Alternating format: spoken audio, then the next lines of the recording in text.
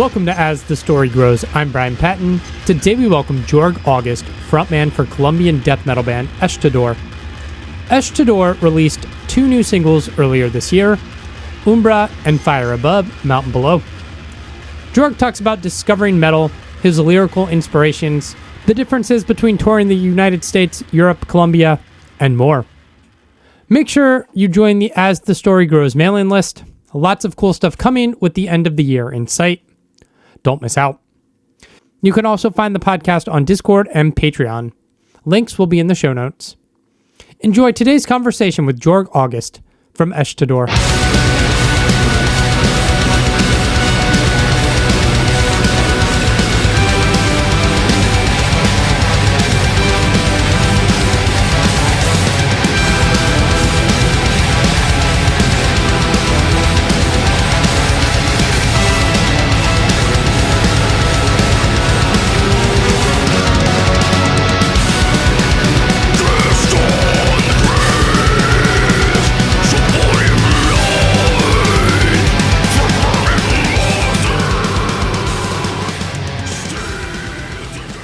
How you doing? Well, good, man. How about you? Doing good. Thanks for hanging out. Are you you currently in Colombia? Yes, I just arrived yesterday. Oh yeah, were you guys on tour? Or are you just traveling for fun, work? We have a big show this weekend. It's gonna be a metal fest. Yeah, Overkill, In Flames. Nice. Pretty much some bands. That's awesome, man. Well, you grew up in Colombia? Yeah, in Columbian. Yeah, nice. What was growing up like? Pretty hard, pretty challenging. Yeah. Yeah. Oh man. Well, what got you into music? I started listening to music like carefully after I was 12 years old. Okay. But I always knew about having this passion about music. I always loved concerts, music, performing artists, or whatsoever. I was very interested in that since I was a little boy. And after college, I got these tapes from Metallica and some of Bon Jovi, Iron Maiden, and that was it. I thought like, okay, I just want to hear more about this, and Nice. here I am. That's awesome. It wasn't till after college that you got into metal. Yeah, I think in the middle of college, Wow. I found ESHTADUR when I was 15. Wow, that's awesome. What? When did you start playing instruments? I started playing drums at the age of 12 in my school. I had a drum teacher, but I almost learned by myself because he was. I remember he was very busy, like trying to teach every kid, like one on the guitar, one on the piano. Yeah. And of course, the guy in the drums, they forget about it because it was too loud. Yeah. I was like, shut up, boy, I'm busy. That's funny. At what point in there did you start to like want to branch out from drums and also like play guitar? Yeah, I always was very interested in playing guitar, but for me it was very challenging. So after my 18 or 20, I think after my 20s, I started trying to push myself to learn more about guitars. I really love how to play and learn guitars, but it's very challenging for me. I think it's the hardest instrument to play. Yeah. As you started to get into metal and music, was there a metal scene and community around where you grew up and where you were living in Colombia? Yeah, at that time it was all about heavy metal. Yeah. Everyone was playing like a Rainbow, like Evil Mastin. Everyone wanted to play it that way, and every metal show here and around, it was all about heavy metal bands, and it was good because it's like a good school to learn how to play music, and it was very nice. After that, the metal scene got to to have more about thrash metal and death metal. Mm-hmm. Very good death metal school back in the 90s and the 20s.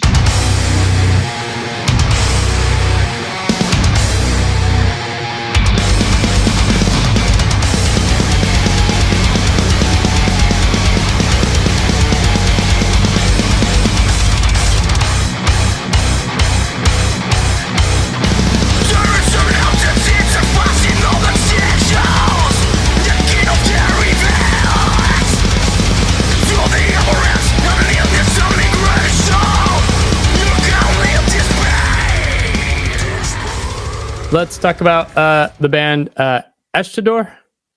Is that correct? Yeah. Yeah. Yes. Yeah.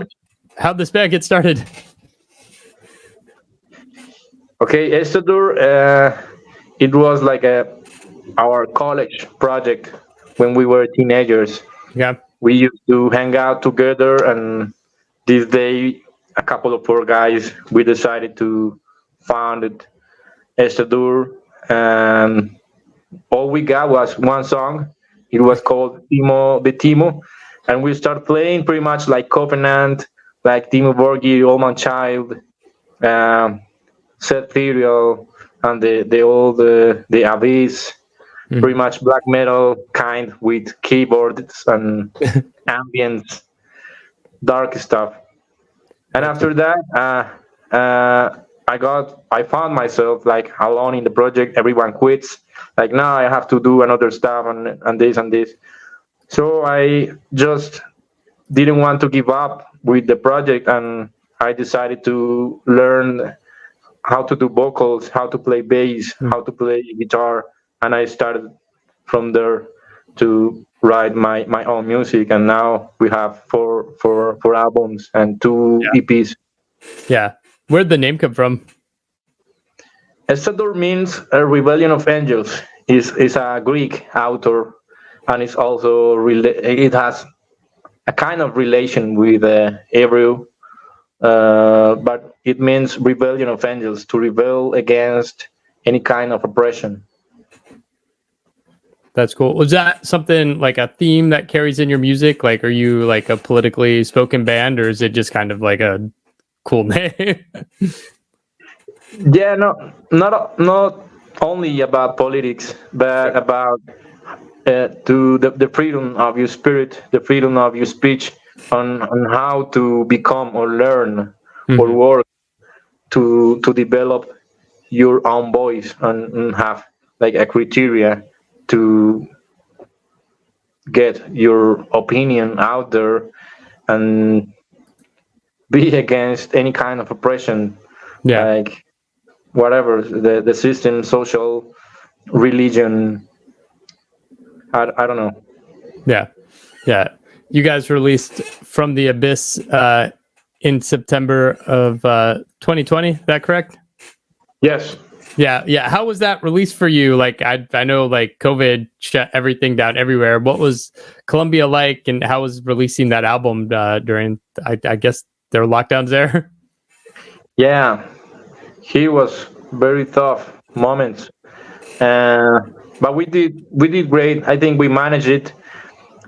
And one good thing about releasing From the Abyss, it was like a very special moment, because we have this connection with a new project from Nuclear Blast, that it was about having a digital kind of label, and they start releasing music, but only digital, no physics, no jewel cases, no digipacks, but only digital.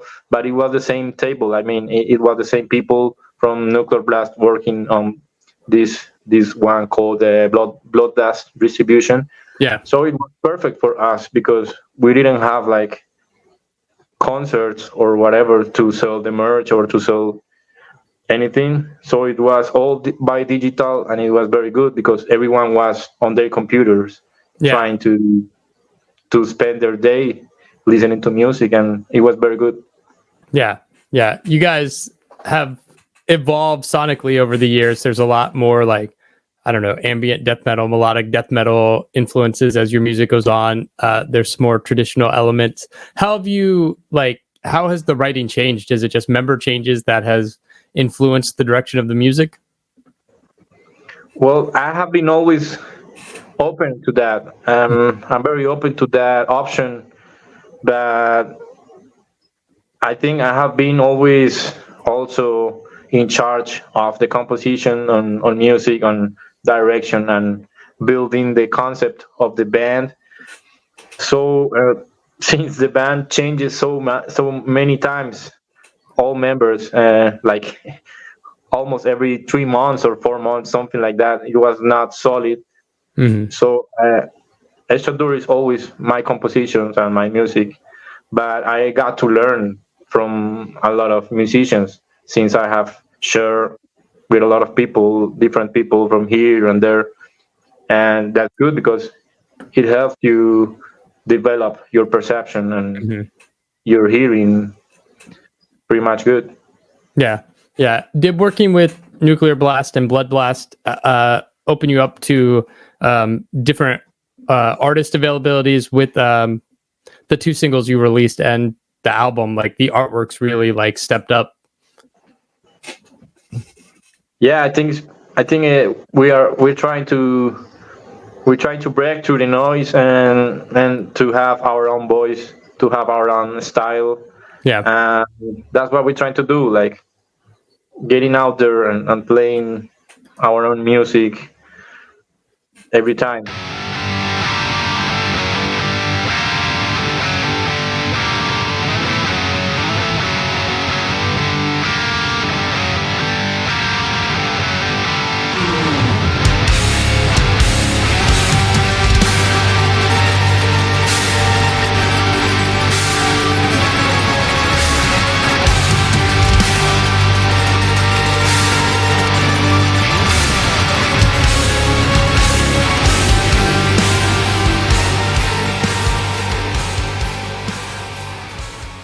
You guys released a new single, Umbra, back in September. You just released Fire Above, Mountain Below. Talk to me about those 2 singles and the direction of the band and what you're working on right now.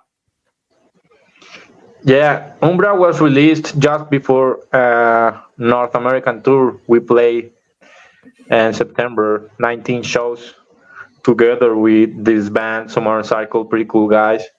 They are from Tennessee.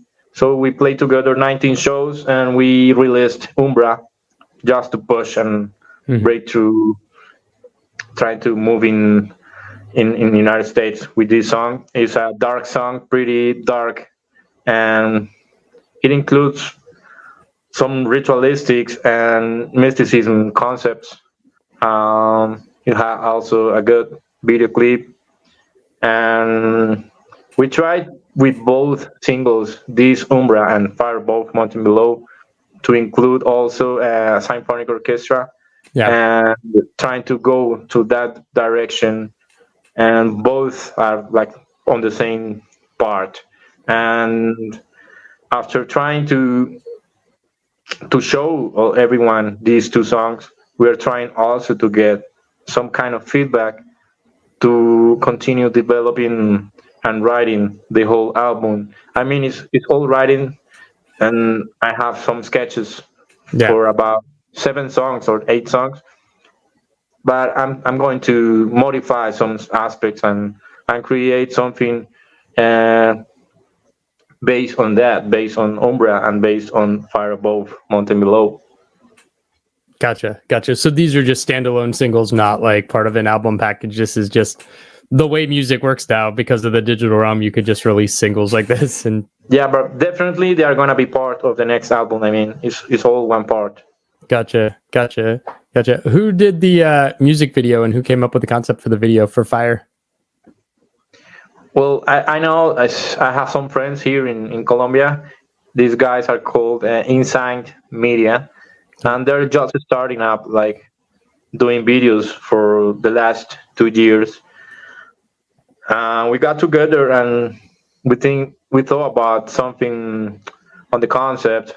We heard about the music, and it was all about that, like trying to develop a concept on the video for both songs, Umbra and Fire Above. So we recorded both in one day, and we split like two concepts, two video clips, Mhm.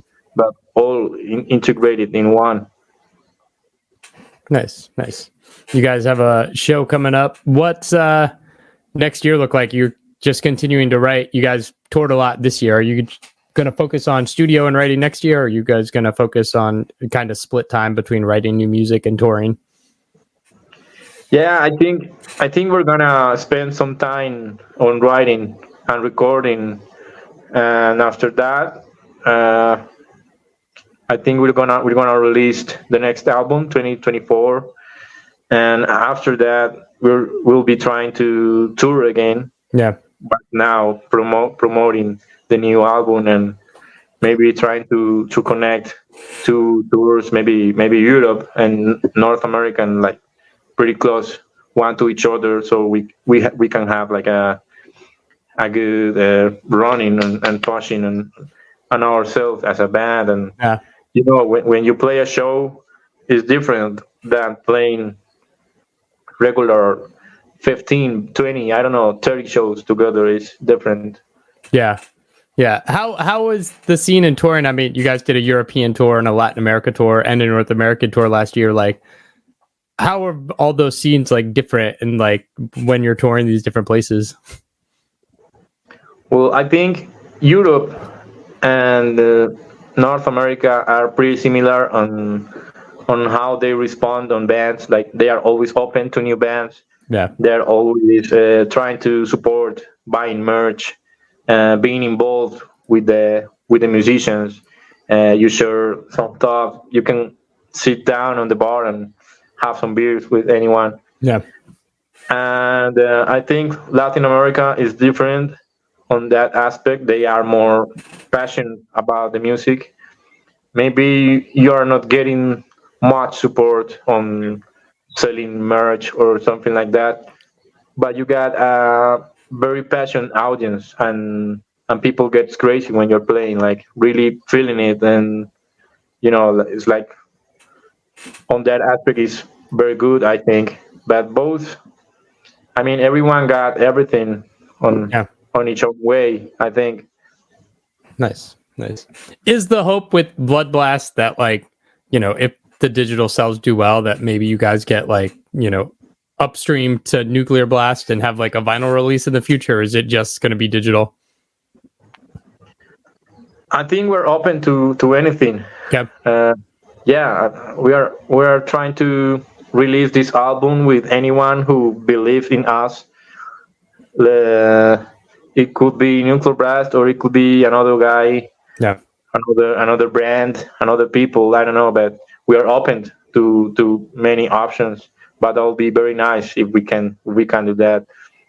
It's very challenging because they already have like very big bands, Yeah. and they are selling enormous enormous quantities of merch and, Yeah. and albums and touring. So I don't know. It depends on if they are willing to invest their chances and get exposure for a new band. Yeah. Maybe other labels can do that. I don't know, but we are open to that. Awesome. It will be awesome. Yeah. Yeah. When you're writing, what things are inspiring you lyrically? Well, I get inspired by many things. Movies.